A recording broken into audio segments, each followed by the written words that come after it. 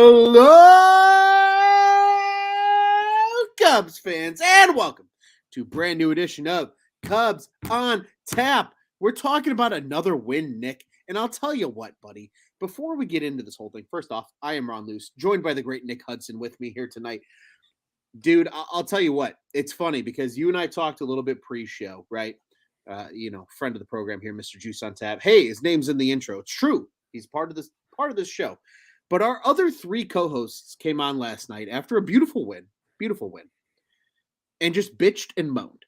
Do you know what we're not going to do tonight, Nick? We're not going to bitch and moan because they did it again and they got another win. It's 10-6 victory over the Pirates. They secure a series win going for the sweep on Wednesday. But before we get into everything baseball, Mr. Hudson, how are you doing tonight, sir? I'm doing well, man. I'm doing very well. In fact, I needed this game to refresh the soul. It's been a lot of poor baseball, as a Cubs fan having to consume. This was very, very refreshing. I needed this on every level. The offense actually picked up a starter. I mean, right there, that's big in of itself. So I'm doing fantastic, man. Hey, I feel that. I'll tell you what. I don't know if anybody's watched, but lately this thing has not moved off of my hat, and we're going to change that right now. I don't know if it's going to come off. Ooh, it will. Here we go. It's been a while since this one's been on. Because we're talking about a W. We're talking about a W, Nick, and it feels good, man. And Juice blames Joey Cheese for last night's anger. I agree. Jeremiah even agrees. Joey's not here because he's scared to be happy. You know what? I think Joey's not here because he'd rather hang out. And this is not a shot at our boy Jack Bushman because I love Jack Bushman, but he'd rather talk golf than rather talk Cubs. Apparently, that's just hearsay. That's all I'm hearing. But as you noted, Nick, we are happy. Indeed, you're right, Bernie. We are happy because the Cubs win 10-6 over the Pirates tonight. And like you said, Nick, let's start there. This offense picked up a starting pitcher tonight in the sense of Smiley didn't have it. 3 runs in the first inning, 2 via the long ball. Kutch, literally, you know what the worst part was, Nick? I turned the game on. I was a little late. I was doing chores and everything, had to turn the game on. I turned the game on, and as I turned the game on, all I heard was, and I went, and I watched Tauchman run toward the fence, and I went, shit, that's out of the yard. Sure enough, 4th pitch of the game, gone. And I was like, you're shitting me. I was like, I turned this on and that happens. I was like, that's not good. Nick and I are going to be yelling and screaming tonight if that's the case. But no. The offense picked it up. Yes, Smiley had a rough game. 5 earned, still went 6 innings, but 5 earned runs. Gave up the 3 long balls. Neither here nor there, Nick, because like you said, the offense picked it up. Big 6th inning really turned things around. That gave them the lead ultimately. And then they continued to add on to it later in the game. Dude, initial thoughts really of this offensive rally from this lineup tonight. Heck yeah, man. I mean, the 6th inning was absolutely huge for this Cubs team's momentum, especially as an offense. But dude, Tauchman is that guy. He is that guy. That rope right up the middle there to bring in those runs, that was huge. It was just like out of character for this Cubs team to do that in that moment. That's why I was like, holy shit, let's fucking go. Let's fucking go. And I don't know if you saw, Nick, but the old Cubs on Tap admin, we don't know who that is at any point in time. But they said short, sweet, but we all agree with it. Let's fucking go. I think that's how everybody felt in that moment. And you know what? I'll tell you what, Nick, let's talk about him because you and I talked a little bit pre-show about Bellinger. And so anybody that hasn't been keeping up with the news, Cody Bellinger has finally started a rehab assignment. He's in AAA. He's in Iowa. He's in Des Moines. He made his appearance today. He had a single, had a sac fly. But worth noting, he played first base. And I think you think this too, Nick. I think we all agree, and I think a lot of Cubs fans are in the same boat. Mike Tauchman is the reason that Cody Bellinger is playing first base right now. And just like Jeremiah says, I think it's best for Mervis's development to go back to AAA, let Belly play first, especially with the knee probably still being a little bit of a concern. Mike Talkman has held it down. The epic catch in San Francisco in the Kyle Hendricks start on Saturday. Tonight, he made a really nice play late in the game that saved probably a tied game, truthfully, against the Ivy. Yes, it allowed one run, but it easily could have allowed two. And tonight, he went at the top of the lineup in the leadoff spot, 3 for 5, 3 runs scored with 2 ribbies. I'll tell you what, I know we've given a lot of shit to this front office as a podcast, I think as a fan base, truthfully, Nick. But for a guy who played in the KBO last year, Mike Talkman has been a hell of a fucking find.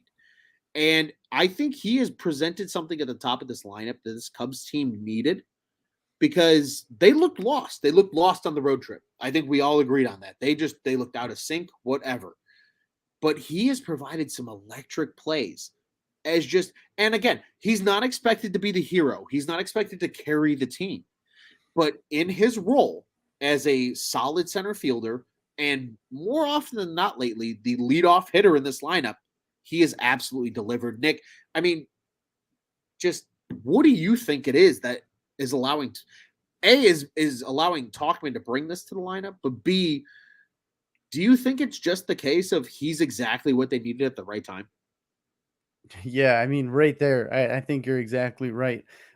Huge thing with the front office, you got to give him props there. That is a huge find. It's a heck of a player that he's turning out to be, but he's a clutch hitting guy. He's got speed. He's everything that we needed Nico Horner to be at the top of the lineup.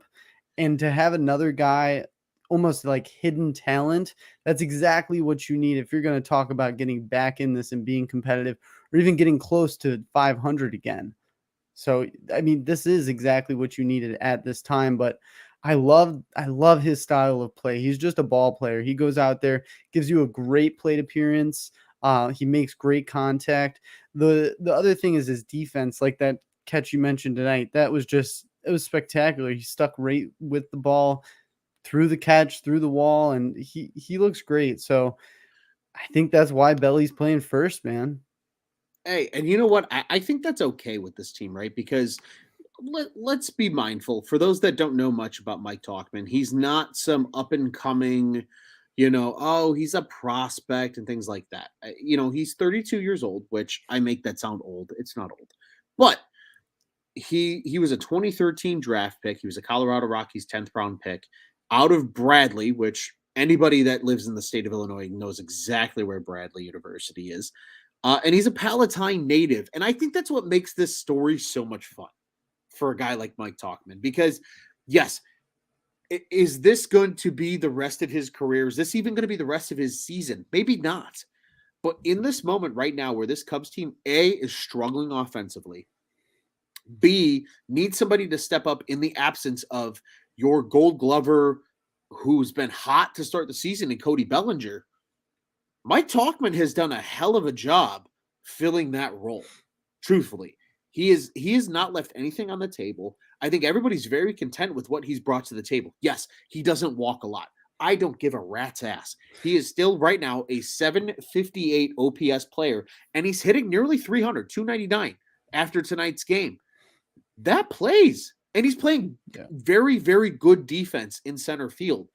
And I think that gives the Cubs this weird sense of faith that one of their depth additions has worked out, right? Because it's one thing to be excited about the guys at the big signings, right? The Dansby Swansons, the Cody Bellingers of the world, all of those big guys that you bring in an offseason. But injuries are just like Thanos. They are inevitable. And in the case of Cody Bellinger, he has missed a lot of time for this Cubs team in center field. Mike Talkman has stepped up admirably in the absence of Cody Bellinger. And now, to your point, Nick, has played so well that the Cubs are confident enough to say, Belly, we don't want you to hurt your knee anymore. We want you to stay healthy. We want you to be truly 100%. Come back, play first base. Don't hurt yourself anymore. We need your bat in the lineup. Mike has got center field covered. And I think that's a true relief. And Nick, quickly here from the comments, Scott says, don't let Mike Talkman game distract you from the fact Smiley battled for 6 innings, gives up 5 runs, still gets a W. Agreed. I think after the start that Smiley had in tonight's game, for him to still give you 6 innings of decent baseball, truthfully, at the end of it, is absolutely incredible. And like Scott says, he gets on base. Do I care if he hits or walks? No, you don't, Scott. Nor did Billy Bean in Moneyball. I love Scott is just out here setting me up with softballs down the middle of the plate. Why do we like Mike Talkman? Because he gets on base. Exactly. Don't give a fuck how it happens, but he gets on base. Nick, it's been such a relief seeing a guy like Mike Talkman, and it's become such a feel-good story. But I'll tell you what, Mike Talkman aside, this team looked really good offensively tonight. Dansby Swanson, 3 for 4 with a walk, 2 ribbies. Ian Happ, 1 for 5, but 2 very big RBIs. Seiya Suzuki, 2 hits. He was 2 for 4, 2 ribbies, 2 runs scored. And then you had Mancini come through in a pinch hit situation to add that 10th run. Gomes had a hit and 2 walks. Madrigal scored a run with an RBI and 2 walks. This offense got it done tonight. And even though I think with Fulmer on the mound, we were all a little concerned, and Smiley had probably one of his rougher outings of the year, even though he got the win. Leiter Jr. comes in and shuts the shit down. And even though Alzolay made it interesting,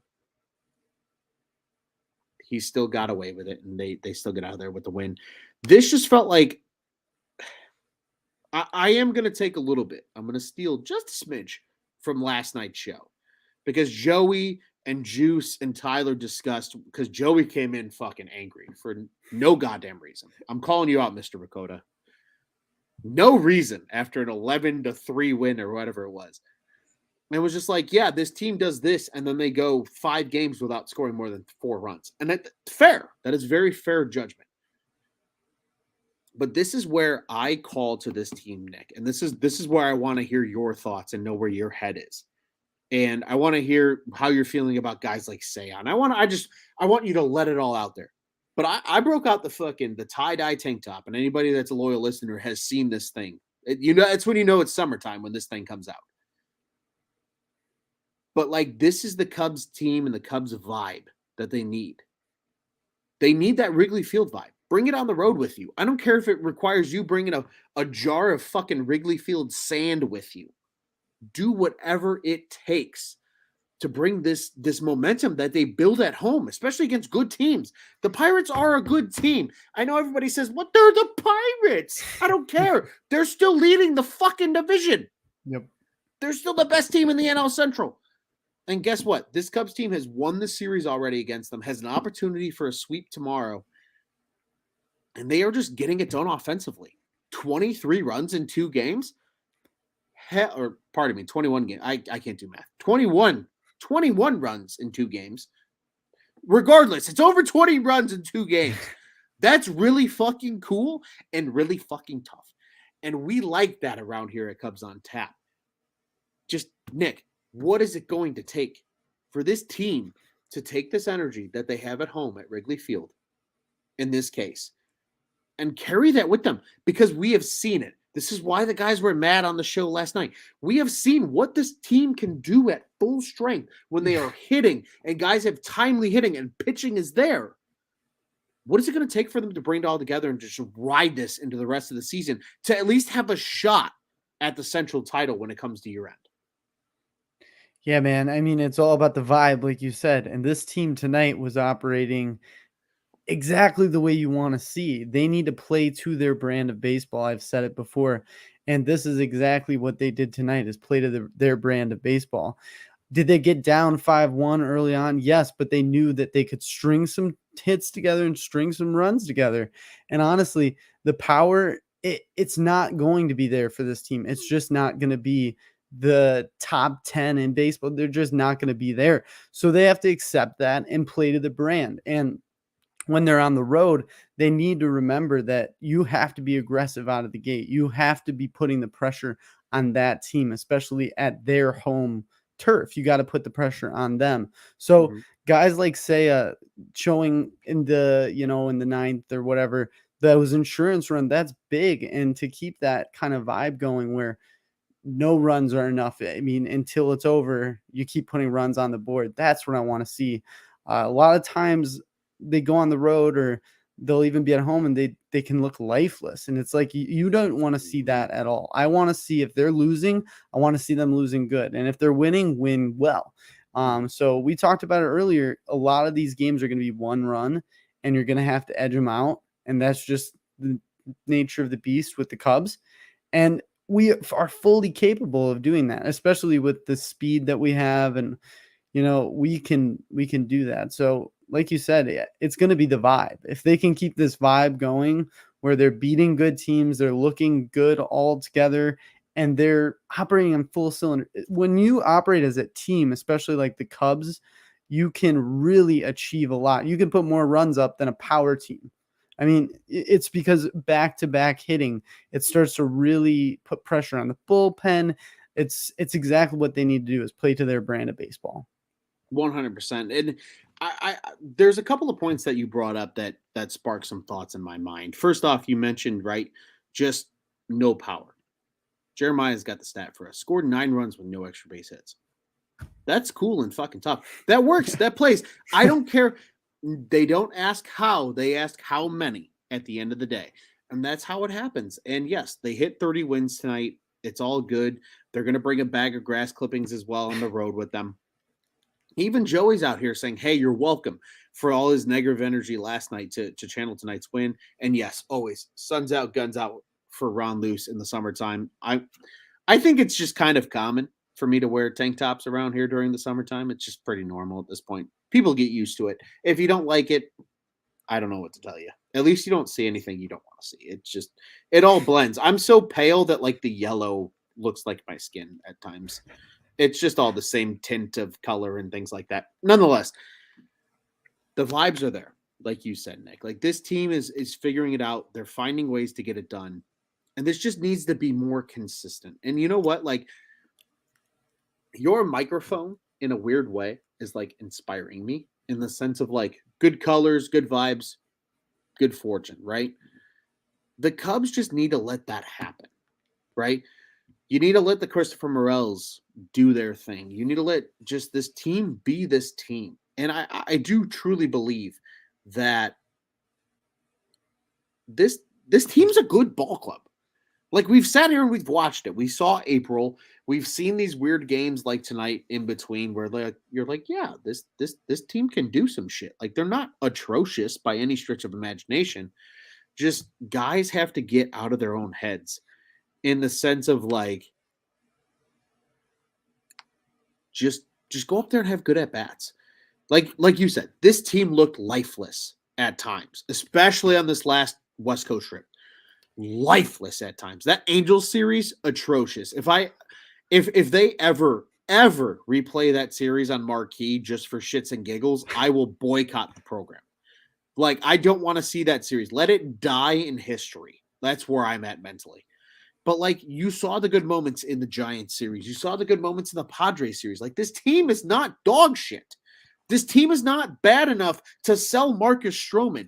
This team is not bad enough for everybody to be like, let's just reset and get more prospects and maybe next year. No, no, no, no. This team has clearly the potential. You don't put up 21 runs in 2 games if you're not a good ball club, truthfully. And I hope so badly that they continue to make it happen. Nick, I want to get your thoughts on something really quick though, because I look at this team and I remember April and I go, Bellinger felt like the cog that made this machine go, right? Then he gets hurt and things fall off the rails. What is this team going to look like in your opinion? Because again, he had 2 hits tonight, 2 ribbies, 2 runs scored. What happens when you have Seiya Suzuki and Bellinger back to back in this lineup, hitting in the 860 to 890 range in OPS? Like, what does that make the rest of this lineup do? Does that help a guy like Ian Happ? Does that help a guy like Dansby Swanson? Like what does your brain think when I say you have Seiya batting 4 and Belly batting either 3 or 5, and then everybody else fills out the rest? I mean, that just gets me really excited, to be honest. Like, I want it that rate now because it gives you a lot more opportunity for extra base hits. And if you have a team that gets on base, you get those runs in. I mean, it's that simple, honestly. But to have the Cubs at full strength, like you said, this is not a bad team. So potentially, when that happens, if they could just kick it into their full gear, I hope they can convince to not sell, and they could be buy. Yeah, absolutely. And yeah, there it is. Bye. I need the I know it's We probably need that. We it's we I know need it it. I know it's copyright as hell, but like I need the bye button from Jim Cramer. If anybody knows who Jim Cramer is, bonus points to you. It's a big old shout out to my recently passed grandfather who was the biggest Jim Cramer watcher ever. It was like 4:30 every day. Jim Cramer would come on, he'd like a stock and he'd hit his little button and be like, bye. Like that's how I feel about this Cubs team right now. Bye. Just do it. Just fucking do it. Yeah. Why not? Fuck it. Because they are closer to contention, in my opinion, than they are to a rebuild. They've already done that shit. They've got a lot of good trades. If you look at the top level of their farm system, most of those guys were acquired via trade. And that's okay. Like that's good, wise trades, truthfully. Like I feel like we're going to look back on it give it like 4 years from now. And we're going to say in that sell-off of 2021, the only trade that maybe was balanced and not in the Cubs' favor was the Anthony Rizzo trade. Because you got Rizzo, who's killing it in New York, and good for him. We love Riz. I wish him nothing but the best. I wish nothing of those guys, but nothing but the best. But he's been so good. And you got Alcantara for him. And yes, Vizcaino had the weird, like, he just didn't show up and decided to leave and whatever. But, like, that trade could be even at the end of the day. But if you look at the Bryant trade, Killian and Canario, maybe one of them might work out. Canario's been hurt, so we really don't know. He had 38 home runs last year in the minor leagues. Like, that dude looked really good last year. Like, there might be something there. And then with Baez, you got PCA.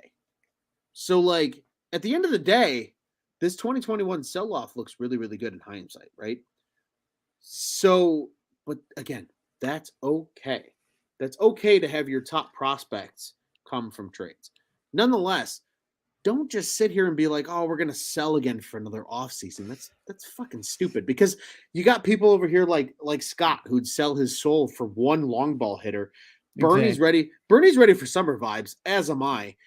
And then we're gonna roll through the comments here. Joey's all about Tauchman in the leadoff spot. Yep. Yeah. Yep. Please sound off. I definitely agree with that. And David Ross does deserve credit there. I think it's given him a newfound confidence. And as things go his way, he's going to build more and more confidence. And I just think he, like I said, is that guy.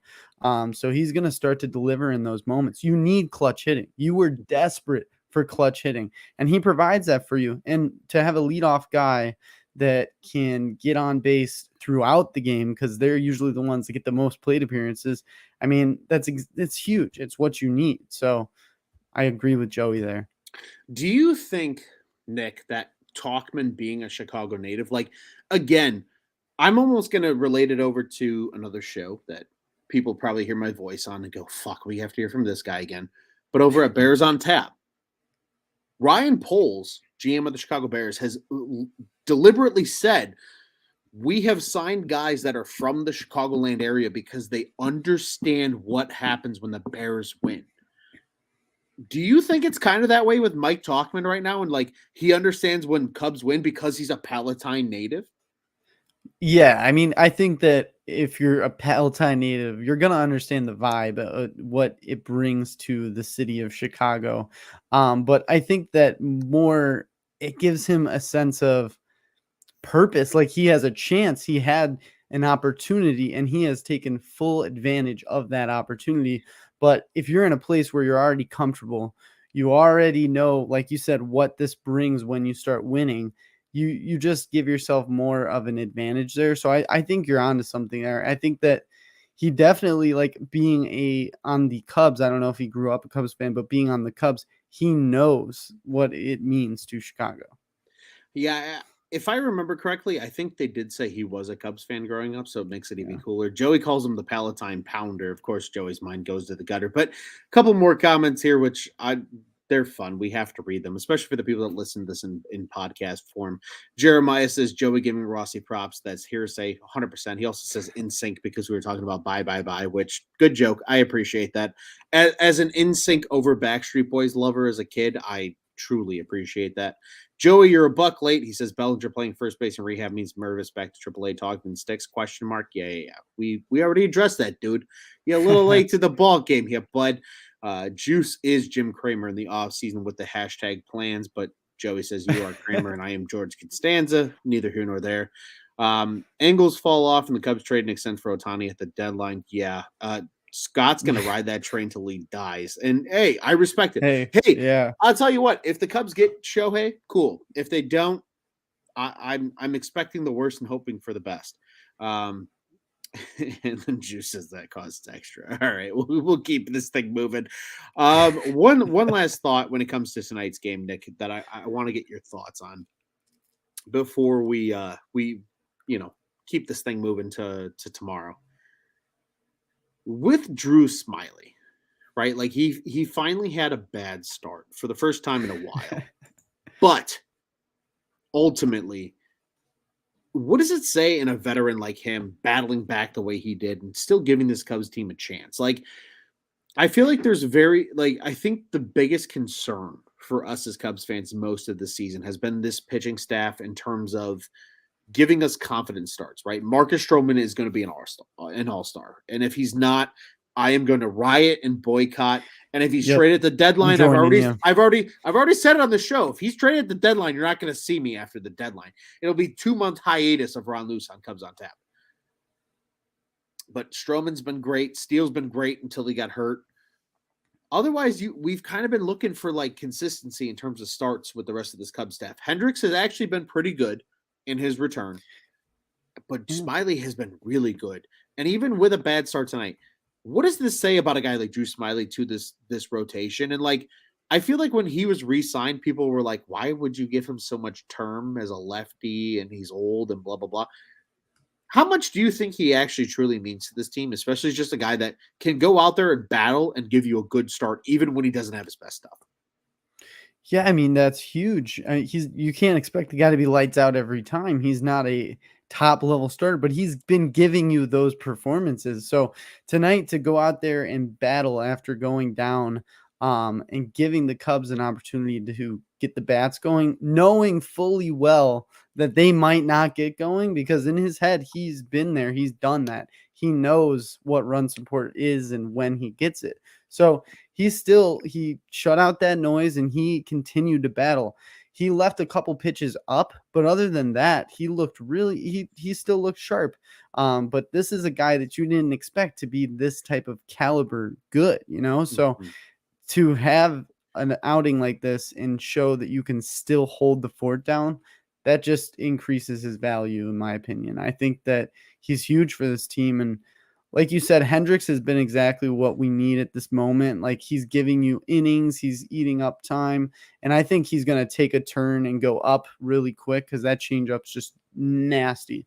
So I think that overall, Drew Smiley brings a lot. He's almost like the anchor right now to this pitching staff. He gives you innings, he gives you good starts. He's that lefty that you can kind of rely on right now. Absolutely. I'll tell you what, like, I think a lot of people coming into the season were like, why do you have so many veterans locked up to term? Especially guys like Smiley, who they gave a new contract to in this offseason, Tyone, who they paid a lot of money for, Stroman, who they should re-sign, which apparently they don't want to, which don't get me on that. We'll be here for another 90 minutes. But I think it shows that, like, it's better to have a lot of guys that can give you good innings and then fill it out with the guys as they become ready that you have in your pipeline. Because truthfully, right now, if we really look at it from a Cubs perspective, Hayden Wesneski has struggled. Ben Brown is probably the next guy up in this rotation. Truthfully, if you look at like a development standpoint, he had a hell of a day today. I don't know if anybody saw it. He went 6 innings. He gave up 6 hits. I don't think he walked anybody, which is fucking ludicrous. And he struck out 11 people. 11. God damn it, he's good. That's beautiful. We got him for David Robertson, like 38-year-old David Robertson. And it's not a shot at David Robertson. David Robertson's had a hell of a fucking career. That dude's made a lot of fucking money. He's going to laugh at all of us when we're all slaving away at our 40-hour-a-week jobs, and he's chilling poolside for the next 45 years until he dies. But to get him in that trade for Robertson for half a season, because the Phillies didn't even keep him. He's with the Mets now. Like, he's earning another paycheck still. And all of us Cubs fans are like, wow, he got us Ben Brown. That's kind of cool. That's kind of cool. And it worked for the Phillies, though. They got to the World Series. They had a chance. Didn't work out. Neither here nor there. Ben Brown is probably the next guy up. But most of the top Cubs pitching prospects are a little bit away yet. So, like, again, to your point, I think a Drew Smyly in this rotation is a good investment for this Cubs team. And until he can't get the job done, he's a perfect guy to have in there as your 3, 4, 5 guy and just eat innings, give you a solid start every single time, and get the job done at the end of the day. Nick, I want to turn it back over to you really quick before we continue this thing forward. Any final thoughts about this 10-6 win over the Pirates on this Wednesday night? Yeah, man, the boys yesterday, they bitched and moaned a little bit. I'm just hoping that, they're just wrong and that we can see this consistency come about, because a consistent, good Cubs team, I really feel like has a shot at the division. This is a shit ass division. By the way, today, that Cardinals, that made my fucking day, man. Hysterical. To see that happen, it's beautiful. The whole thing with the Cardinals is beautiful. It's what I rely on when the Cubs are losing. So anyways, I hope we can see some consistency, man. And I hope they can carry this momentum and get the sweep. Honestly, get the sweep. This is it's like you said earlier, this is the division leader. I mean, Get the sweep. Huge series and move on. Keep the momentum. Huge opportunity. Absolutely. No, I completely agree with you. Jeremiah says here 1.8 Ks an inning in reference to Ben Brown. I'm right there with you, man. Like, my final thought is truly, like, there is nothing better as somebody that's a voice on a microphone, whether it's at our level, whether it's Stephen A. Smith, whomever. LOL. Hold on. Huge.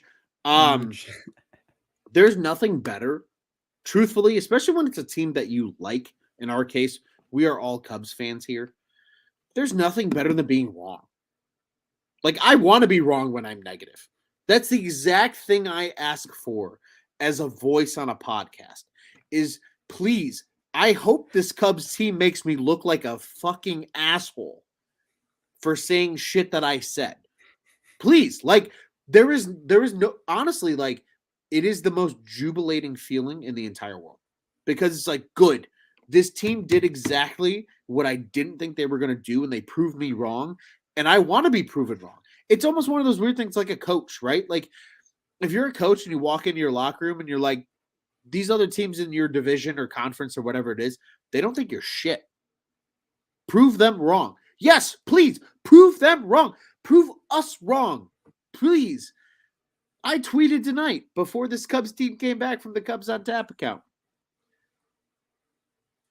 Does this Cubs team come back? And everybody in the comments, no. I'm glad we all got proven wrong. We're sitting here talking about a fucking awesome win. That's what we like to see. I think every one of us as fans, when we're negative, want to be proven wrong. So I think my final thought is, Cubs, please continue to prove us wrong. Please continue to tell us that you have the offense that it requires when we all doubt it. Please tell us that you have the pitching that it requires, mostly out of the bullpen, because we know what the starting can do. but out of the bullpen especially, to prove us wrong. Prove us wrong. Tell us to go stick it up our ass at the end of June and say we're back in this division race and we're going to buy and we're going to have a shot. That's what all of us want. I want to be wrong. This is the one thing I want to be wrong at. I have a job every day that I have to do that I have to be right at. But sitting here and yelling on a podcast is what I want to be wrong about, especially when I'm angry and upset about things. Prove us wrong. And just as Joey says, amen. Prove me wrong every single night, 100%. Just, again, remind us that you are better than what our stereotypical minds think.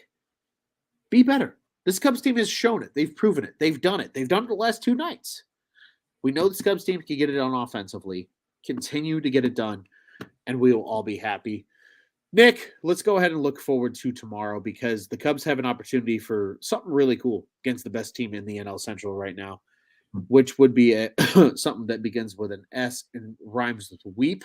Nonetheless, it is a Thursday, June 15th game at 7:05 Central Daylight Time, 8:05 for our boy Juice in the Eastern Time Zone at beautiful Wrigley Field. Marcus Stroman's on the bump. We don't know who the fuck will be on the bump for the Pirates, neither here nor there. It's TBD still. But Stro is Stro, 7-4 on the season with a 2.42 ERA. He has been superb. He's going to be an all-star. I'm calling it right now. And if he's not, I will. What should I do, Nick? If Marcus Stroman's not an all-star? If he's not an all-star? Yeah, you pick. It can be outlandish. It can be outlandish. I don't know. I mean, not too outlandish. Like, don't get me arrested. But like, yeah, I mean, along the lines of what I'm thinking, you'd get arrested. I would riot first of all. Yeah, well, I'm not gonna riot. Yeah, I'm not gonna riot. You don't want. I'm gonna riot on this podcast if he doesn't. But what are you thinking? What are you feeling? What's burning? I'm so confident that he's going to be an all-star that you could almost break out the Mankini if he's not. But the other color. But the Mankini was the other the other color. The red one. You get to break out the red one. But where though? Like, am I sitting here with a Mankini, sucking down whipped cream?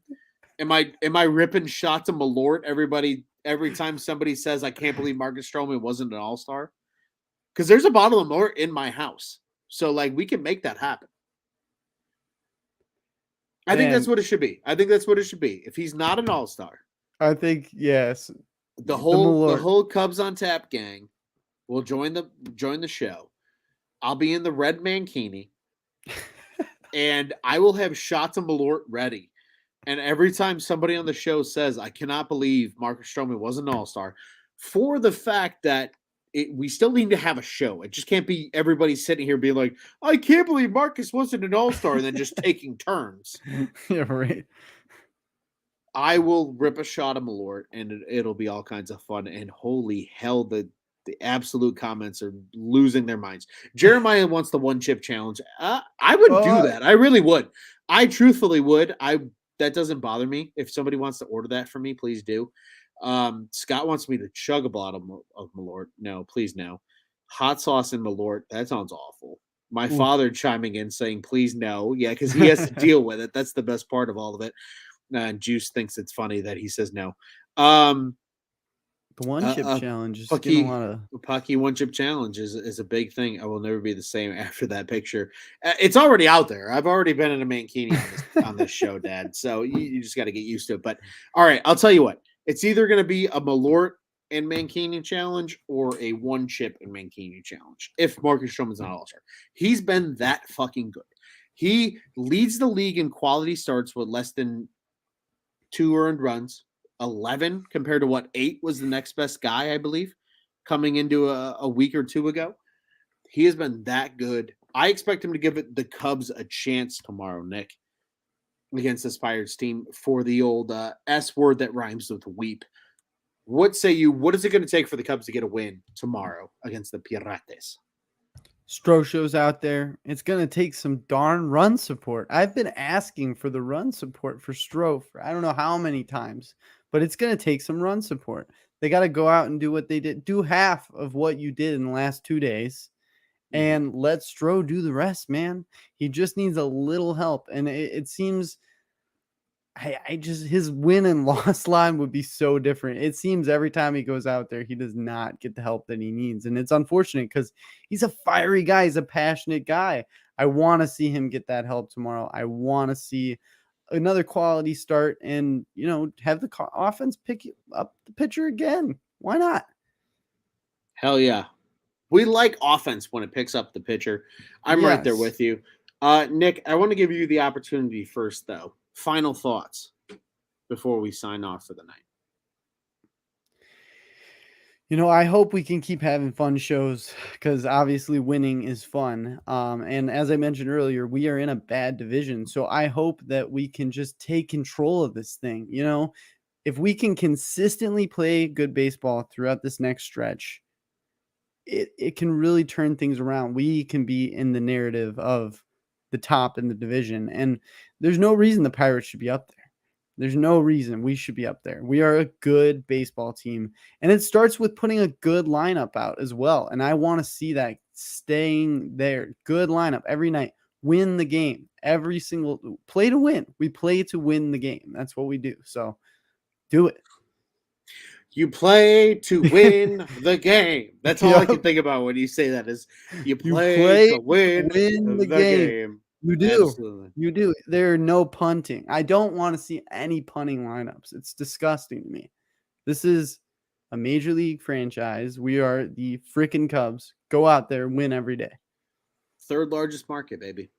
Just There prove you it. go. Prove it. Show it in the lineup. No getaway day Yeah. lineup bullshit. No. Especially this weekend. You literally get to stay home. You play the Pirates at home, and then you got the Orioles coming to town.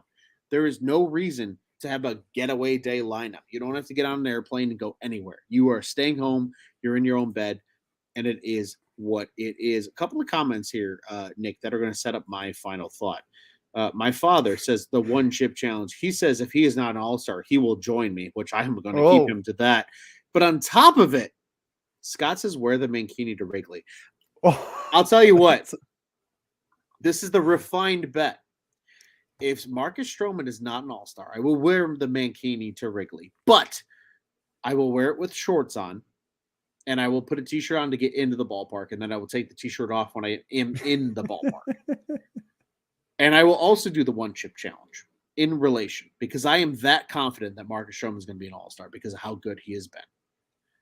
And if it doesn't happen, you guys all get to laugh and enjoy and have a great fucking time, giggling and smiling and just it is what it is. But I will do it. And it's on record. And Mr. Lefevre can clip this and we can replay it. He did it with me with the Mankini challenge initially. I know he would love to do it again. That's what we will do. That's what we will do. That is what is going to happen if it comes down to it. Juice says I will be at that game. He says don't vote Stroh because Juice just wants to watch me just have misery and terrible times. But nonetheless, Nick, this has been an absolute blast. We got to talk about a great Cubs win. They win this series. They're going for a certain word that starts with S and rhymes with weep tomorrow against this Pirates team. Stroh show is on the bump. But before we get out here, I want to remind everybody Cubs on Tap, one of two official Cubs podcasts of the On Tap Sports Network. Be sure to check out our friends over at Dingers. They do always a great job. Our boy Jake Bush was at the ballpark tonight, in case you didn't know. He is a big Mike Tauchman guy. I'm really trying to convince him to buy a Mike Tauchman jersey because I need a Mike Tauchman jersey in this On Tap circle with my Rafael Ortega jersey, and it's going to be the ultimate power jersey couple of just irrelevant players in 25 years. But that's okay. We like that around here. We really do. And hey, Jake Bush, if you're listening, buddy, maybe I'll buy a Tauchman jersey with you, and we can do it together, and we'll go to a game together wearing them, and we'll be like Mike. And it'll be a good time. Nonetheless, be sure to follow them over at Dinger Cubs on Twitter and Instagram. Mitch, Kevin, Jeff, Jake, they do a great job covering the Cubs. They're live every Monday night between 8 and 8:30 right here on the On Tap Sportsnet YouTube and Facebook channels. And if you're not subscribed and don't have that bell button clicked, I don't know what the hell you're doing. That's not my problem. That's yours. Be sure to do that. Scott says he has a Felix PA jersey. That is, that's awesome. I love that. Good for you, Scott. Honestly, that makes me excited as a jersey nerd. I am such a big fan of that. But nonetheless, back on topic. Be sure to follow us as well at Cubbies on Tap, CUBBIES, Twitter and Instagram. I'm at Loose on Tap. He's at Nick_on Tap, at Juice on Tap, at Joey Knows Nothing, at Teddy Freddy 270, at Bulls Guy Rob. Be sure to be following all of us here that do Cubs content to be giving you the best product from us at Cubs on Tap. Bulls, Bears, Blackhawks, you know the drill. We've got it all. And yes, Cubs fans, we all have friends that unfortunately either live on the South Side. I live on the South Side, but I'm not a Sox fan. Or they like the Sox. It's a cardinal sin. Nonetheless, send your friends to our friends over at Sox on Tap. They do a great job covering the boys at 35th and Shields. Once again, OnTapSportsNet.com, at OnTapSportsNet on social media. The OnTap Sports Network. Go ahead and check out what's on tap in Chicago sports.